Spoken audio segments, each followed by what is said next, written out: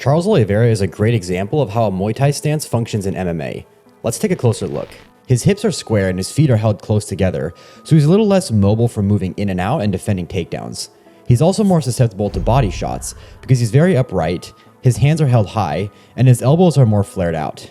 If we compare Oliveira's stance to someone like Ilia Topuria, for example, we can see how it's much harder to land body shots on Topuria because his elbows are held a little more tight to his body. He clearly has more weight on his lead leg, so his opponents have to cover way more space in this danger zone to land that shot. His narrow stance makes it more difficult to defend takedowns, but Oliveira's ground game off of his back is so strong that usually his opponents don't even bother taking him down.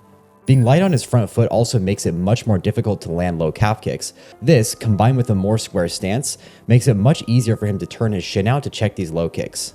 He also pedals his weight back and forth between his front and back foot, which allows him to quickly lift his weight off of either leg, whether he's checking a kick or throwing a kick. Now what about the body? Oliveira thrives in the clinch, where he can land knees, and he's very good at landing shots as his opponents are exiting out of the clinch or the pocket. He uses the contact he has with his lead hand as a rangefinder, so as his opponents are breaking out, he knows exactly where they are, and it allows him to be very precise with his big power shots. So when his opponents attack his body, it puts them in range for him to reach out to clinch.